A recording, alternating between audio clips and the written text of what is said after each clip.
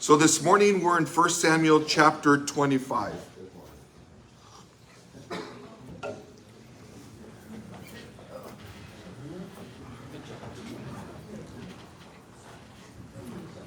We're going to be looking at verses 1 through 13, and the title of this message is Tested by a Fool. Now I was going to throw the joke in there. If any of us are married, we're the fools. Our wives can ask this question, tested by a fool.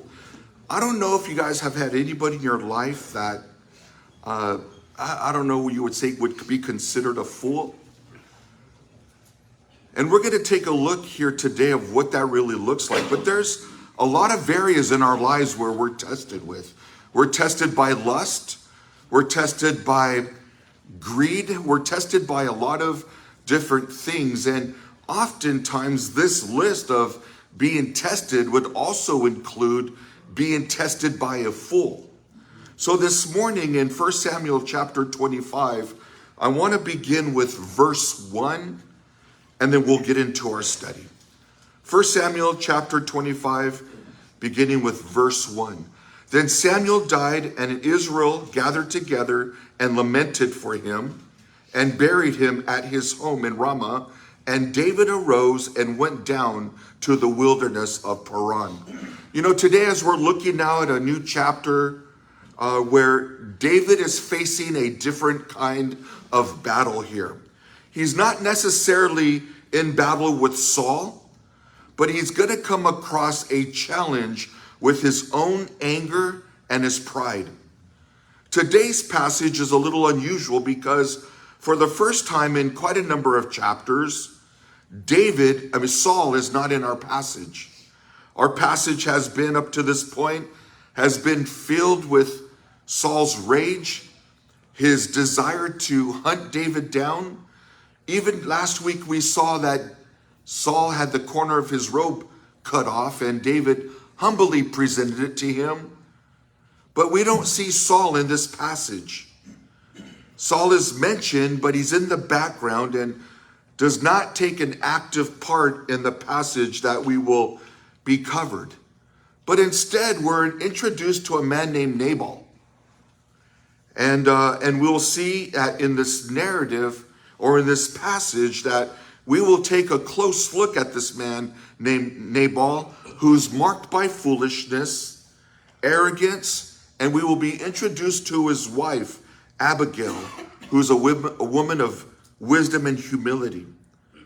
And the verses that we're going to look at today contrast between foolish pride and godly humility. This will challenge us as men to examine how we respond when we're insulted or when we've been done wrong.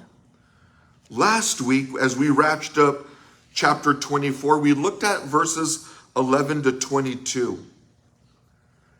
And we saw David confront Saul with honor and mercy. Instead of taking revenge when Saul was delivered into his hands, David chose to trust God, trust his judgment over his own strength. We learned that true leadership is marked by humility, restraint, and integrity. Even for a moment when Saul recognized that David had the corner of his robe and saying, "Father, have mercy on me," in a sense, even for a moment, Saul recognized David's righteousness and God's call in his life. So this morning, as we begin with verse 1, we see a transition. It's a spiritual transition. It tells us here, then Samuel died.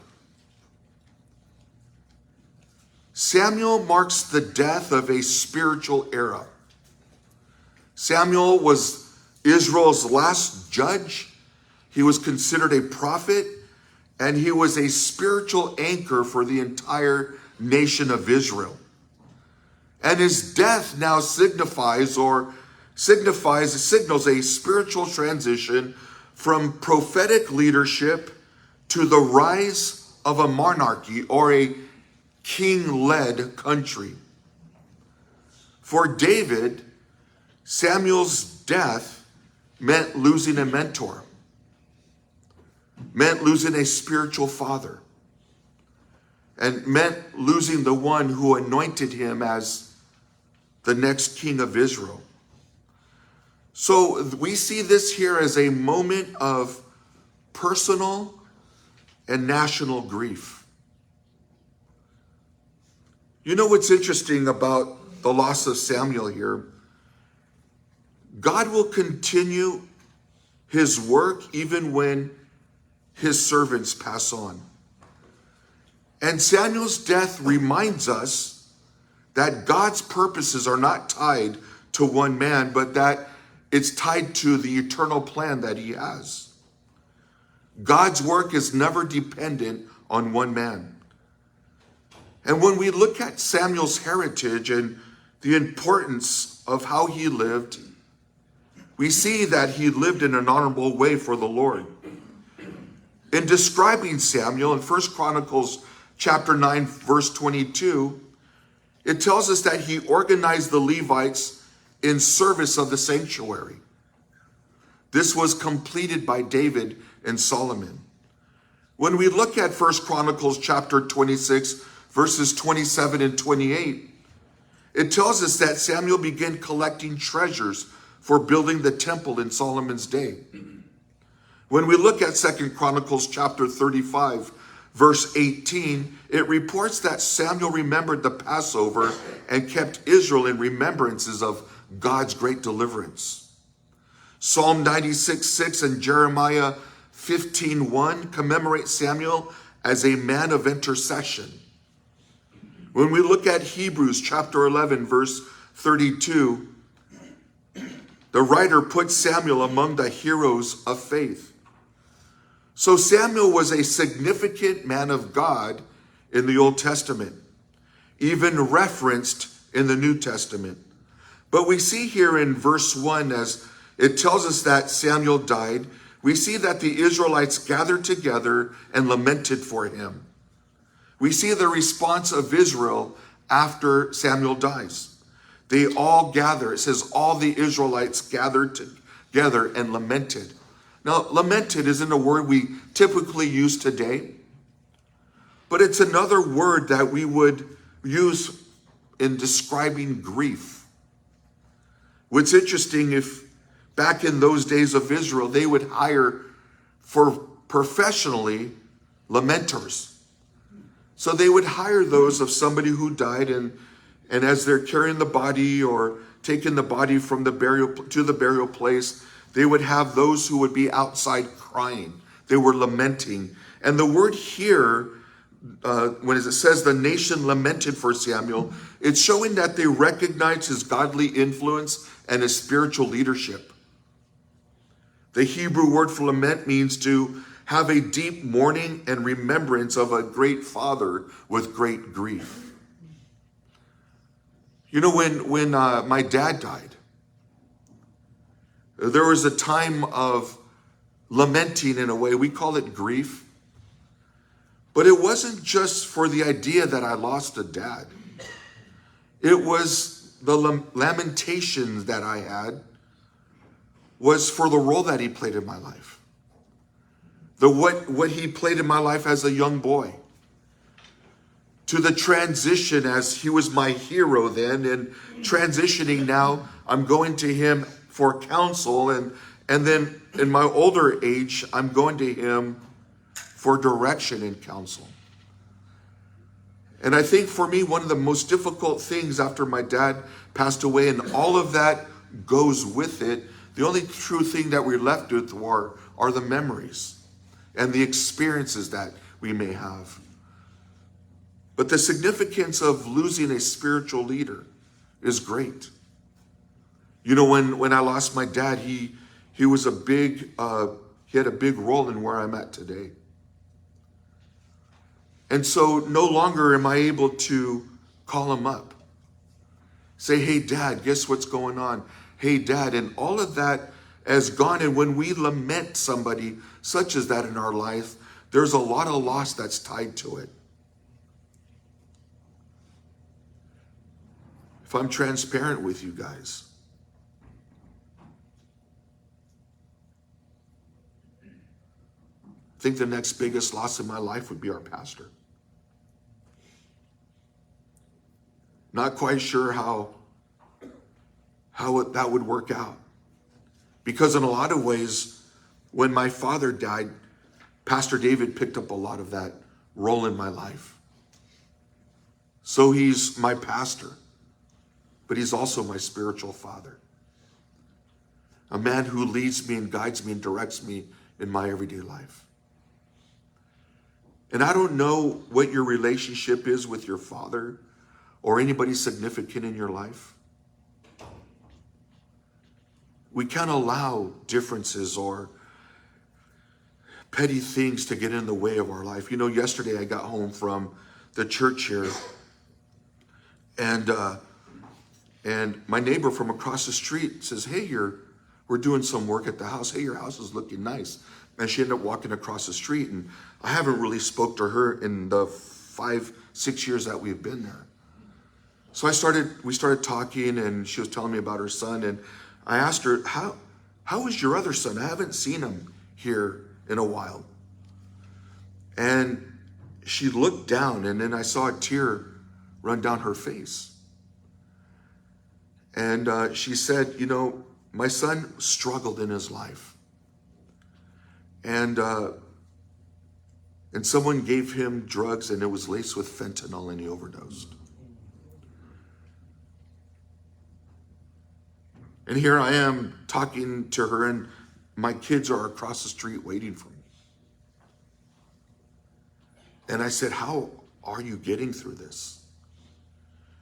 And she says, the Lord. She says, I'm having a hard time forgiving up that person who gave him the fentanyl. He didn't know it. I said, well, was it, because he had lived there before. I said, was it the lady that was with him, the young lady that had been with him I had seen before? She said, no, that wasn't her. That was his ex-girlfriend. I said, well, have you spoken to her? She said, yes, I did, and I let her know what happened, and she immediately went out and hung herself.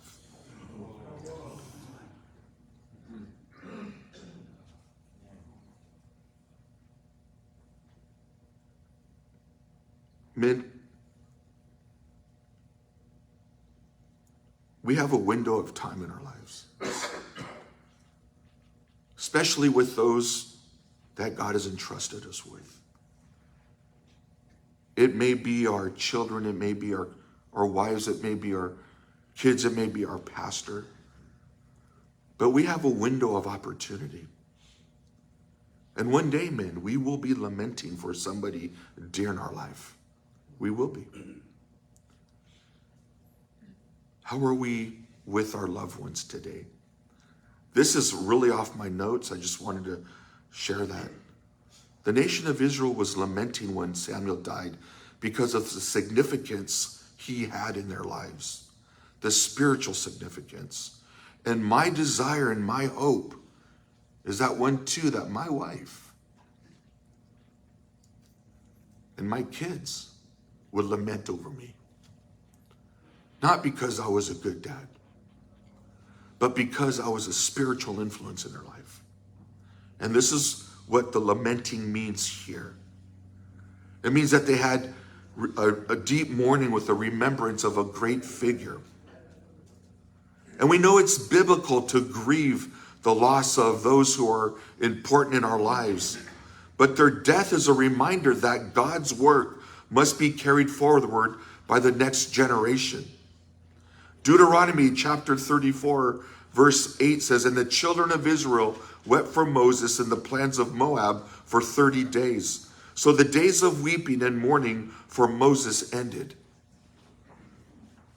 Will our family, will our loved ones, will our lives lament and mourn over the loss when our time comes?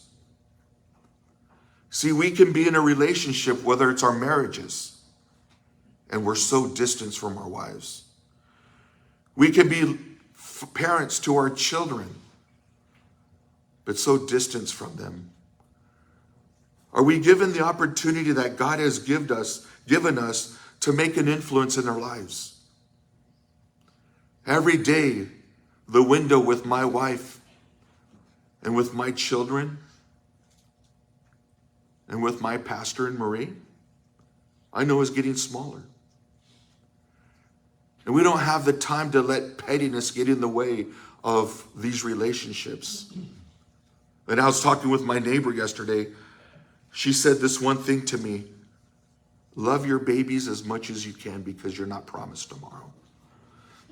When I walked across the street, my eyes were filled with tears because she's 100% right. When I come home from work and I don't feel like them and they're hanging all over me, and I was like, leave me alone. I even tell my wife, get out of here. No, I'm teasing you guys. And so when I was reading about lamenting, one day, men, somebody may be lamenting for us. And it's my prayer that we leave the legacy, that we too can be lamented as a great figure of God to our wives, to our children, to our grandchildren.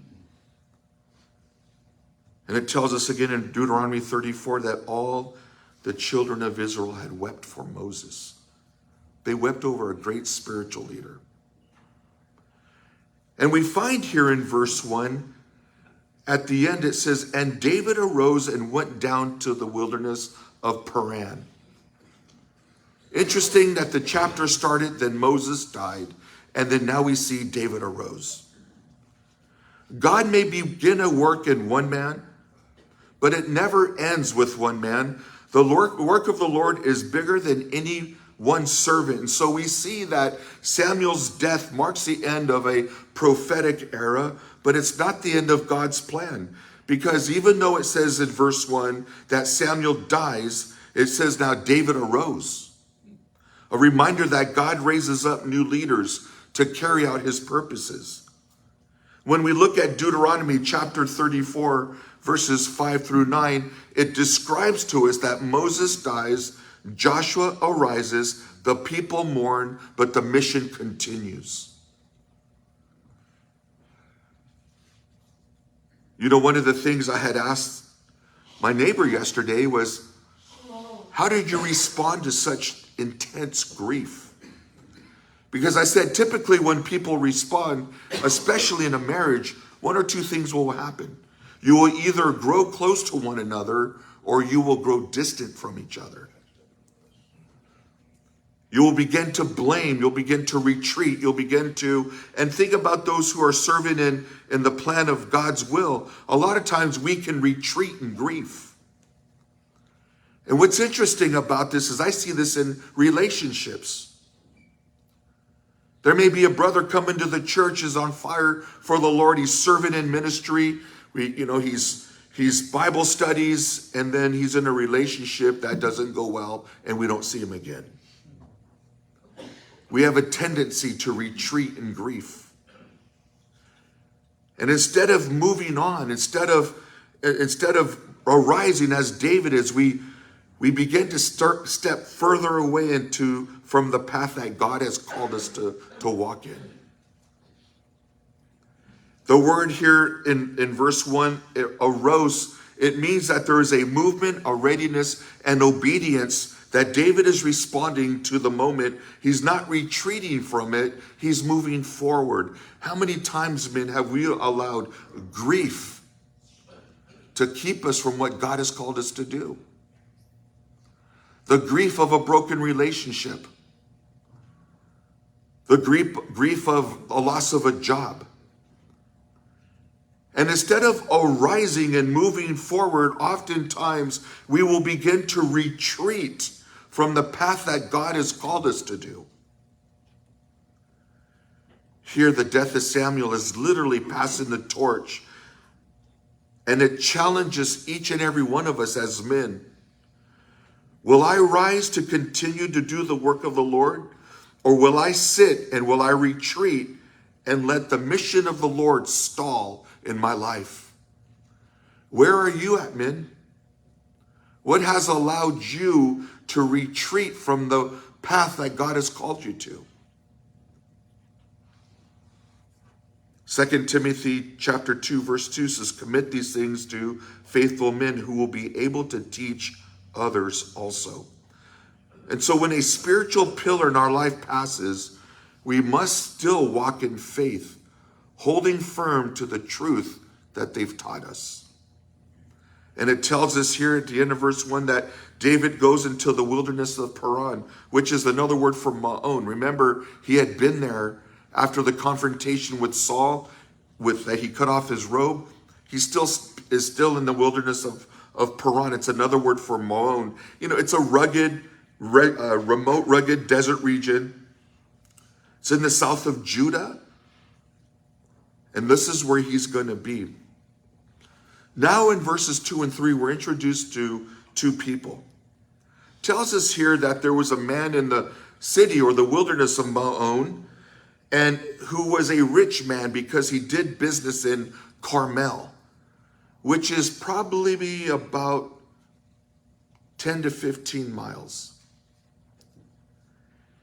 And he did business up there because this is south of Judah. Carmel is up in the north.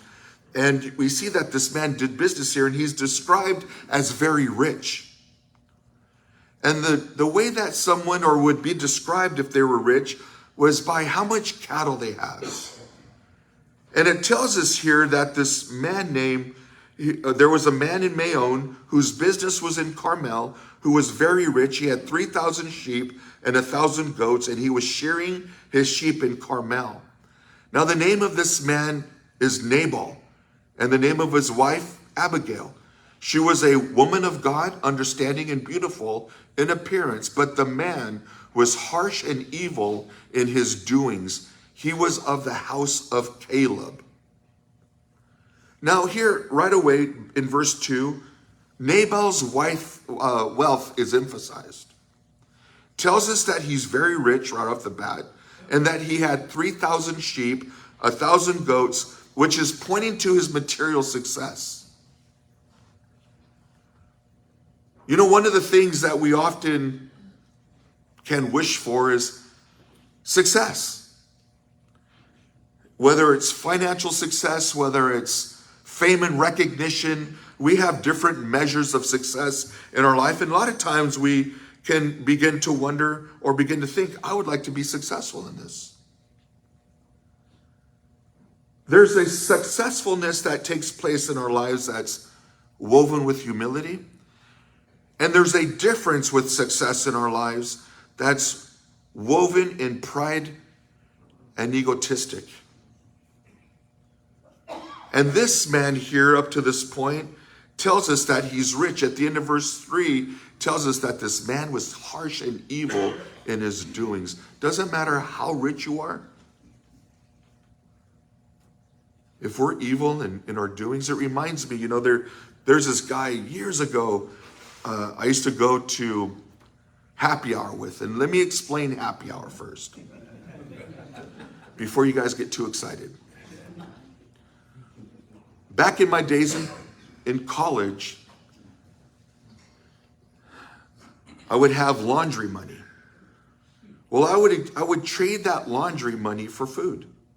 Who wants clean chonies when you can have a double-double? There's no comparison, right? I'd rather wear dirty socks. So what we would do is, our guys, we would save our money, and we would go to this happy hour, and it would be like at 10 o'clock at night. We didn't drink. And what we would do is we'd buy water, but we would use finger food. They would serve hors d'oeuvres. And so we would go, we would pay, I think it was like a $10 cover charge. And we would go and drink water and eat all the food. And I just don't remember why I'm telling you guys this story. There was a guy that would go with us, and for some reason, he was the biggest jerk ever. But the girls liked him. And I would look at this guy and say, how can you even like this guy? Us dudes, I guess we have a different way of looking at it. Like, this dude's ugly and he's a complete jerk, but all the girls would surround him. And he would have a nice circle of girls around him. And as soon as he opened his mouth, they would split. And it's interesting here because I thought about that. Nabal had everything he ever wanted. He's rich. He has sheep to shear. He does business in Carmel. But there was one thing about him that the Bible sets him apart as, is that he was harsh and evil in his doings. It doesn't matter how much success we have, measured by the world, measured in the economy of God. If we have an evil heart, we might as well be bankrupt. And it tells us here in verse 2 that he was shearing his sheep. Now, that's something we really don't hear of today. Sheep shearing had a lot of things that were tied to it. It was a time of celebration to show everybody, look what I have. They would come and they would shear the sheep, which they would shave it. They would remove the wool because they would sell the wool. It would show to everybody that Nabal has a lot of sheep, and it was a time of celebration. They would come together. It was a time of generosity. It was a harvest time, and it was a process where they would remove the wool from the sheep. They would do this once a year, usually early spring or in the summer, and this was an agricultural event that would showcase someone's wealth. It was tied to prosperity and abundance, and it was a time when someone's wealth was displayed because a man's flock was the measure of his success. There would be a feasting that would take place. There would be gifts and generosity, and sheep shearing was often accompanied by a large feast. And it was a time of landowners would bless one another, especially of those who helped them. When we look at 2 Samuel chapter 13, verses 23 to 24, it tells us that Absalom hosted a feast during sheep shearing. When you look at Genesis chapter 38, verses 12 to 13, sheep shearing noted as a time of gathering, festivity, and activity. But sheep shearing was truly a test of character. It really was. Because even though it was considered a time of abundance, it became a moment where generosity or greed was revealed.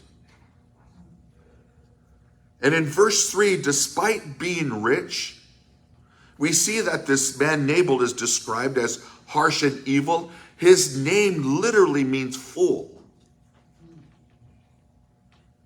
It tells us here at the end of verse 3 that he was of the house of Caleb. We find that in who is a man of faith according to Joshua 14. But Nabal's character does not reveal the heart of Caleb. Then we see in verse 3, his wife Abigail is described. She's described in a different light. It tells us that she is a woman of good understanding and beautiful appearance. There's probably dudes wondering, how did he hook up with her? For his money, right? Her description is a stark contrast to the description of her husband. Proverbs 14:1 says, the wise woman builds her house, but the foolish pull it down with her hands. And so when we look at verse 4, it says, when David heard in the wilderness that Nabal was shearing his sheep, David sent 10 young men, and David said to the young men, go up to Carmel, go to Nabal and greet him in my name. And thus you shall say to him who lives in prosperity, peace be to you, peace be to your house, and peace to all that you have. Now I have heard that you have shearers. Your shepherds were with us, and we did not hurt them, nor was there anything missing from them while they were in Carmel. Ask your young men, and they will tell you Therefore, let my young men find favor in your eyes, for they will come on feast day. Please give them whatever comes to your hand, to your servants and to your son, David. So verse 4 right away tells us that David has heard that Nabal was in the wilderness sharing his sheep. And when he hears of this, verse 5 tells us that David sends 10 men to go up to Carmel and to greet him in my name. Now the word greet him in my name. When you go and greet someone in someone's name, it meant that the messengers were coming in the full backing of David, in his authority, his tone, and his purpose. There's going to be a request. You know, a couple of weeks ago, you guys, I shared this with you. I had the opportunity to go to Ensenada. And it was to share at a men's retreat. And it dawned on me when preparing to go that, yes, of course, I'm representing the Lord. And that is a big thing to do, to represent the kingdom. When I began to think about it a little more, I began to think, not only am I representing the kingdom and representing the Lord, I'm representing Pastor David and this church. And I am going and greeting in his name. I was going as a purpose to share God's word to these men. And when I thought about it that way, it put a little bit of more fear in me. To honor and respect the Lord, of course, first and foremost, but to honor and respect and represent our pastor in a respectable way. He has a ton of respect down in Mexico. He has a ton of respect here. And there I am with other pastors that you would know. And I'm there sharing with these other pastors God's word to these men. It was, and when I was reading this, it's the same thing. I was greeting those in Pastor David's name. I had messaged Pastor David and said, I'm understanding the impact of this, the brevity of me coming down here representing the Lord, representing the kingdom, and representing you in the church. And he responded to me, yes, you are. And if you blow it, don't even come back. By grace, God's grace, I was able to come back. But when you greet somebody in someone's name, it means that these messengers were coming with the full backing of David. They were coming in his authority. And they are now coming with a purpose, a request. And in verse 6, David instructs them what to say to Nabal. He tells them to greet Nabal with shalom, with peace. You see that he instructs them to greet them in 3 areas of his life. It tells them to peace be to you, peace be to your house, and to peace be to all that you have. This is a respectful greeting that these men have been instructed by David to greet this wealthy man. You notice in verse 6 that David refers to Nabal as him who lives in prosperity. This is, in other words, a man who lives securely and at peace. This is a very respectful title that David is instructing his messengers to present to Nabal. It wasn't, hey dude, what's going on? Or hey ese, you don't see that? Or hey homie, or hey my boy. You don't see that.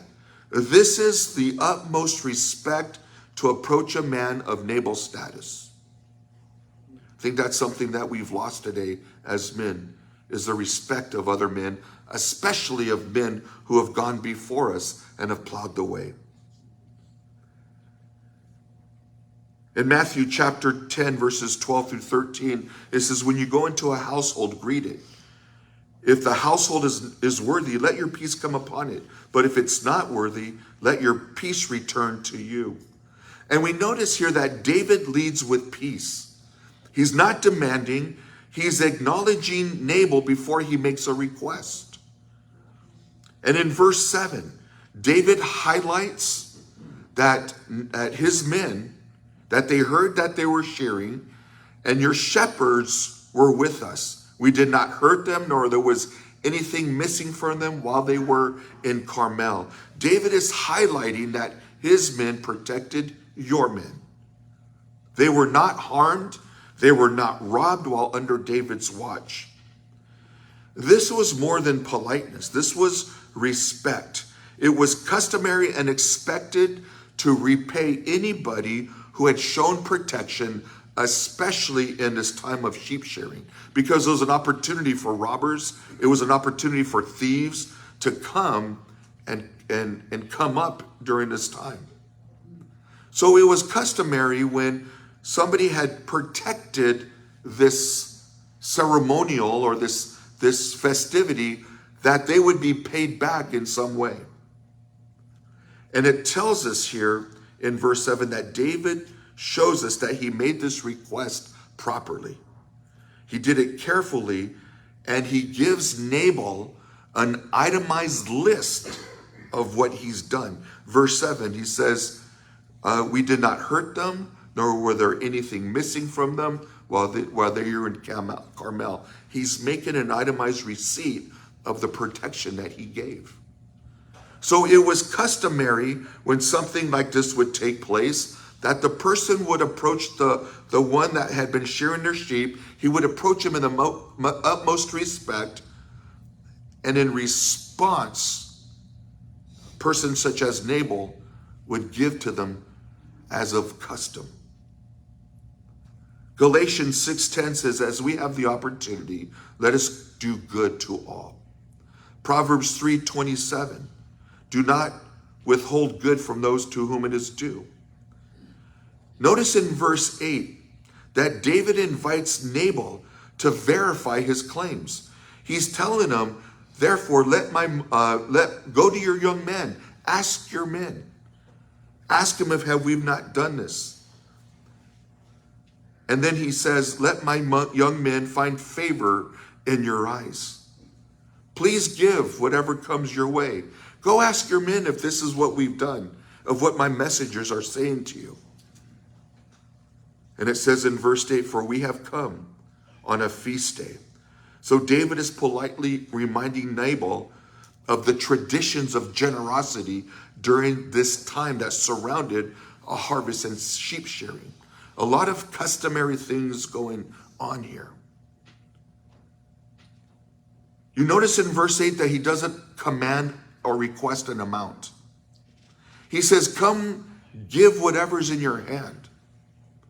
He even refers to Nabal, your son, David. Do you see the respect that this anointed king who is approaching this rich man, as it is customary for this to take place, but do you see the humility and respect that David is approaching this guy? David is a fierce warrior. David has 400 men that at his command would take him out. And this is what I love about our men's ministry. We got some bad dudes in here. And these are the guys that you would want with you if there was ever anything went down. But to see the change and transformation in your lives from a hardened criminal from the streets, to see the love and the humility that is now demonstrated in your lives, and the respect that you show to others is a transformation of God's grace and mercy in your lives. And David is demonstrating humility. And he even here in verse 8 is referring, please let me and my men let my young men find favor in your eyes on this feast day. He ended up saying, please give your servants and to your son David. Showing deep respect for Nabal as a patriarch. Philippians chapter 2 verse 3, Let nothing be done through selfish ambition, but in lowliness of mind, let each esteem others better than himself. You know that a godly man honors others, especially when asking for help or recognition. But now in the following verses, we're going to wrap it up here, you guys. We see a critical turning point in this chapter and in David's heart. These verses reveal the challenge of restraint and how quickly a righteous man can be tempted to act from emotion rather from the wisdom of the Spirit. Look what it says here in verse 9. So when David's young men came, they spoke to Nabal according to all the words in the name of David and waited. Then Nabal answered David's servants and said, "Who is David? And who is the son of Jesse? There are many servants nowadays who break away from one of his masters. So then shall I take my bread and my water and my meat that I have killed for my shears and give it to men of who I don't know where they are from?" So David's young men turned on their heels and went back, and they came and told David all of these words. Then David said to his men, "Every man gird on his sword." So every man girded on his sword. David also girded his sword, and 400 men went with David, and 200 stayed with the supplies. Have you guys ever responded on emotion? If we're married, we have. Verse 9 tells us that David's men faithfully went and gave the message that David instructed them with. They went and delivered the message that was shown to us in verses 6 through 8. And at the end of verse 9, it says, and it tells us that the young men came and they spoke to Nabal according to all these words. Sometimes it's hard to be a messenger because we want to add exaggeration, or we want to add our spin to things, or we want to add a twisted truth to it. But it tells us here that these men faithfully went and gave all the words that David instructed them to give without their spin on it. Maybe they didn't like the guy Nabal, so they're going to go and twist the truth a little bit. But it tells them that they said all the words that were instructed to them. And at the end of verse 9, it says, "And they waited." Isn't there difficulty in waiting, men? Especially when it comes to a response. Waiting is a test many of us fail. Not because the answer is wrong, but because the delay exposes impatience, pride, or being wounded. The moment here is going to reflect something in David's heart that is difficult for a lot of us. But hats off to these men here, because they went with a difficult message to Nabal. And it tells us that they, in verse 9, that they said all of the words that David instructed. At the end of verse 9, it says, "And they waited." And they waited. This waiting from these men reflect honor, patience, and submission to their authority to David. And David gave room for Nabal to respond honorable. You know, when it comes to true humility waits. A godly man gives others the opportunity to do the right thing before acting. David's men, you don't see them storming the place, arguing, or forcing a response. They simply just waited. And waiting is hard, especially when we feel we deserve better, or when we've acted in humility, or we've been faithful and kind, and we get the silence, or we get rejection in return. So why is waiting so difficult for us men? Because waiting oftentimes can feel like weakness. The flesh wants to act, it wants to fix, it wants to confront immediately. We can feel passive in our waiting, but biblically it's often marked as strength. Psalms 27:14 says, "Wait on the Lord, be of good courage, and he shall strengthen your heart." Waiting also reveals the heart. It's in the silence that our true motives surface. Do I want to honor God or do I want to defend myself? Waiting can trigger emotion. And we're going to see here, we saw here that a quick emotion is triggered when David didn't get the response that he wanted. It can begin with peace, as we saw David instruct his messengers to go in peace. But when there's no quick response, or there's a disrespectful response, our emotions surge so much that we want to shift from humility to retaliation. Last night on the way home, I was thinking about our Bible study. And I was on the talking about retaliation, just drive on the freeway. Right, Carlos? I mean, you drive on the freeway every day. So I'm in the Spirit of the Lord. The Spirit of the Lord is surrounding the presence of my car. It almost felt like I was hovering. That's how much in tune to the Spirit I was. Listening to worship. And this truck cuts me off. And immediately I wanted to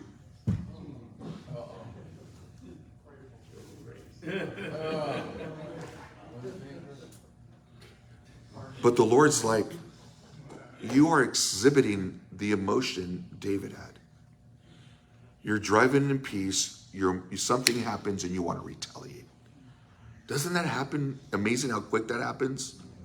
You know, when it speaks of this, Proverbs 19:11 says, the discretion of a man makes him slow to anger, but his glory is to overlook a transgression.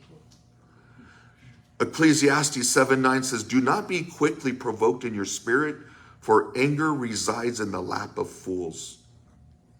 You know, when in our marriages, our ministry, our leadership, waiting for a response can be a battlefield. It tests our trust in God, our control over our emotions, and willingness to choose humility over haste. But look at Nabal's response in verse 10. He responds so disrespectfully. He insults David's identity and his lineage. He uses words meant to degrade and provoke. He's like, who is David? The son of Jesse? Who is he? Nabal is not asking this question in a nice way because he doesn't know who David is. By this time, David's fame was widespread. He knew who David was. This is a sarcastic dismissal and direct hit to David's identity, loyalty, and reputation. He's accusing David of being a runaway, a disloyal man who abandoned Saul. This is why he says at the end of verse 10, who break away each one from his master. He's ridiculing him. He's saying, break away. This is where Nabal twists the narrative. David never broke away. David has been fleeing for his life. And he uses half-truth to twist into slander. We have to be careful of this. Amen. Proverbs 10:18, whoever spreads slander is a fool. Nabal's slandering here is a result of a hardened heart. He labels a faithful man of God as a nobody trying to make a name for himself. You know, whether it's in ministry, leadership, or in family, false accusations, they can wound us deeply, but we must choose restraint over retaliation. That is easier said than done. Fools speak before they know the facts. Wise men seek to understand. A man of humility is revealed not only in how he serves, but how he endures slander. Notice in verse 11, Nabal's language here, which is a result of a greedy heart. Notice in verse 11, the many times that Nabal uses the word my. Then I shall take my bread, my water, my meat that I have killed for my shearers and give it to men. Here, he's using the repetition of my bread, my water, my meat, I have killed my shearer. 5 times in one verse, Nabal speaks about what is his. And not once about the Lord's provisions, others' needs, or gratitude for protection. Nabal sees himself as the source. He views everything as his own accomplishment and not a blessing from God. There's no recognition of the Lord, no sense of stewardship, only entitlement.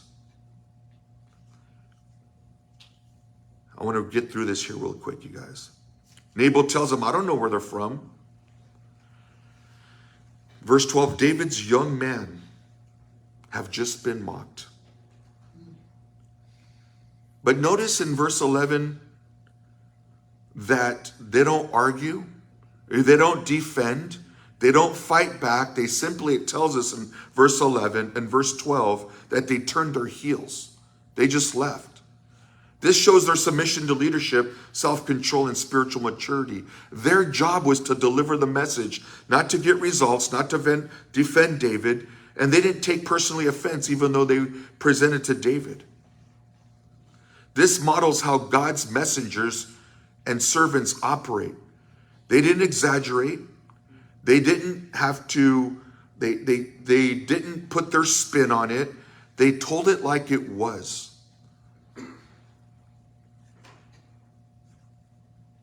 And it tells us in verse 12 that they told all these words.